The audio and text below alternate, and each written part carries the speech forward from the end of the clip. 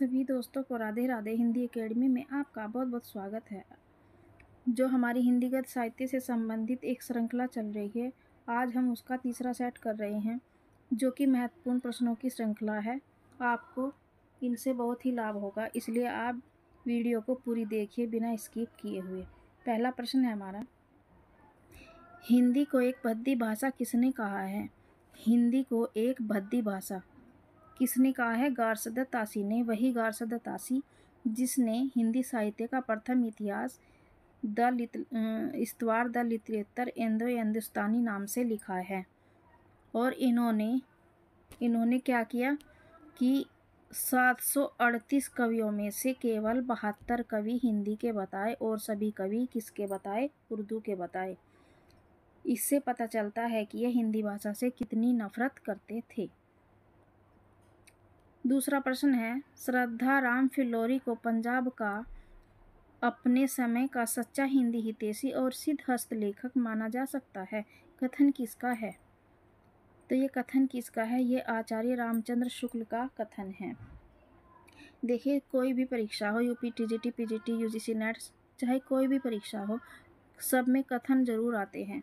और जो हमारे नए पुराने कथन हैं वो बहुत परीक्षाओं में आ चुके हैं, लेकिन कथन कहीं से भी उठाया जा सकता है।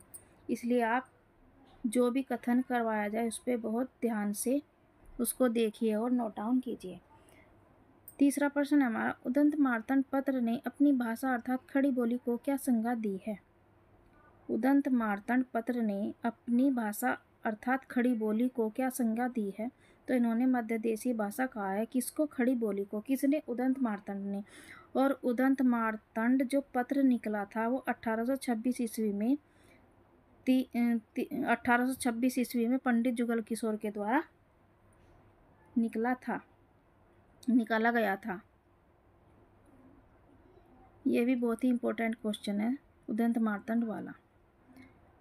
चौथा प्रश्न है हमारा, हिंदी का दैनिक समाचार पत्र कौन सा है? हिंदी का दैनिक समाचार पत्र,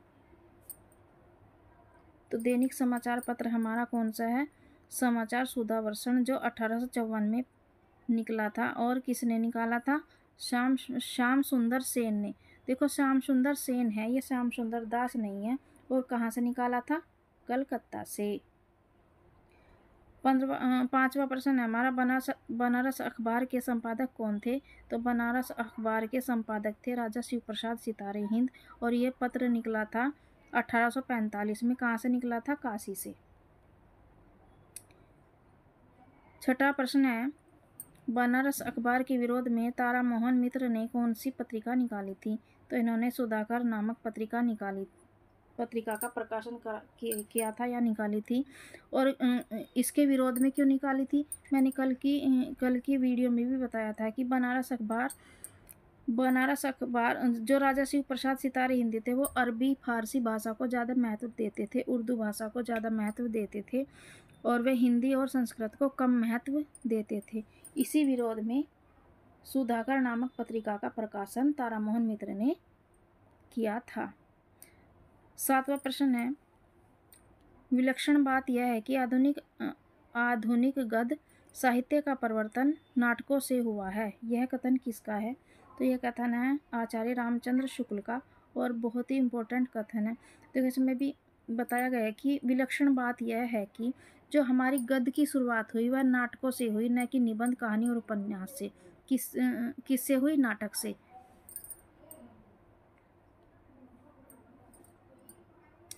आठवां प्रश्न है, गणपति चंद्रगुप्त के मतानुसार हिंदी का पहला नाटक और नाटककार कौन है?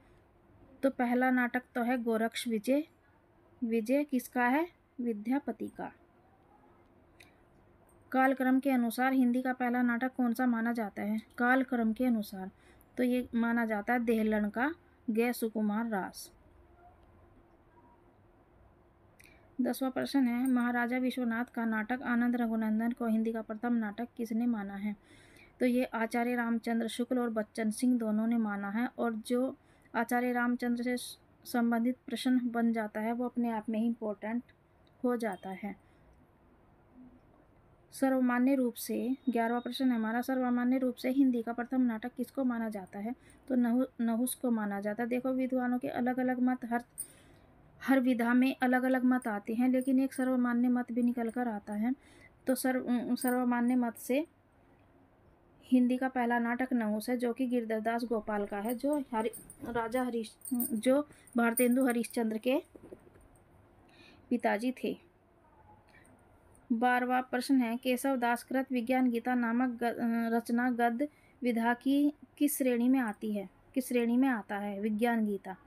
तो ये आता है नाटक गद्य विधा की श्रेणी में, यानी कि जो केशव दास का जो विज्ञान गीता है ये विज्ञान गीता गद्य नाटक की श्रेणी में आती है, क्योंकि ये एक कवि ही हुए हैं रीतिकाल के, और उसमें भी हम काव्य में भी हम विज्ञान गीता को पढ़ते हैं, लेकिन ये क्या है, एक नाटक है। ये आधुनिक काल से ये भी एक नाटक की श्रेणी में ही आता है। देव माया प्रपंच किसका नाटक है? देव माया प्रपंच देव या देवदत्त का है, जो रीतिकाल के कवि हैं। जानकी रामचरित्र किसका नाटक है? तो ये है हरिराम का। क्या नाटक का नाम क्या है? जानकी रामचरित्र। 15वां प्रश्न है रामलीला विहार नाटक के रचनाकार कौन हैं? तो कृष्ण शर्मा साधु हैं। रामलीला विहार कृष्ण शर्मा साधु। 16वां प्रश्न है प्रबोध चंद्रोदय किसका नाटक है? तो ब्रजवासी दास का। प्रबोध चंद्रोदय किसका नाटक है? ब्रजवासी दास का। 17वां प्रश्न है आधुनिक हिंदी का पहला अभिनीत नाटक कौन सा है? तो आधुनिक हिंदी का पहला अभिनीत नाटक है शीतला प्रसाद त्रिपाठी का जानकी मंगल। जानकी मंगल नाटक में लक्ष्मण की भूमिका किसने निभाई थी? तो जानकी मंगल नाटक में लक्ष्मण की भूमिका भारतेंदु हरिश्चंद्र ने निभाई थी। 19वां प्रश्न है राजा लक्ष्मण सिंह रचित शकुंतला नाटक का रचना काल क्या है? तो ये है 1862। और जे राजा लक्ष्मण सिंह का शकुंतला नाटक है, यह भी एक अनुदित नाटक है। नाटकों का संबंध जीवन से स्थापित करने का श्रेय किसको जाता है? तो ये जाता है भारतेंदु हरिश्चंद्र को। देखो भारतेंदु हरिश्चंद्र से पहले जो नाटक लिखे गए वो धार्मिक और पौराणिक कथाओं से संबंधित नाटक ज़्यादा थे, लेकिन जीवन से जो संबंध स्थापित किया किसने? भारतेंदु हरिश्चंद्र ने। भारतेंदु ने कुल कितने नाटक लिखे हैं? इन्होंने कुल 17 नाटक लिखे हैं, 8 मौलिक और 9 अनुदित नाटक। भारतेंदु के संदर्भ में राधाचरण गोस्वामी ने अपनी रचना भक्तमाल में क्या कहा है? तो इनको क्या कहा है? 64 कला परवीन कहा है। बहुत ही इम्पोर्टेंट, इसको आप मोस्ट इम्पोर्टेंट लगा सकते हैं। भारतेंदु के संदर्भ में राधाचरण गोस्वामी ने अपनी रचना यानी कि भक्तमाल किसकी रचना है?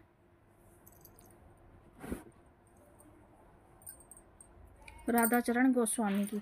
क्या कहा है? 64 कला परवीन। भक्तमाल नाभादास की भी है। 23वां प्रश्न है श्याम सुंदर दास ने भारतेंदु की रचनाओं का इंडियन प्रेस द्वारा भारतेंदु नाटकावली शीर्षक से कब प्रकाशन करवाया था? तो इन्होंने करवाया था 1927 ईस्वी में। श्याम सुंदर दास ने भारतेंदु की रचनाओं का इंडियन प्रेस द्वारा भारतेंदु नाटकावली किससे? भारतेंदु नाटकावली शीर्षक से प्रकाशन 1927 ईस्वी में करवाया था। 24वां प्रश्न है राधा कृष्ण दास ने भारतेंदु जी के प्रथम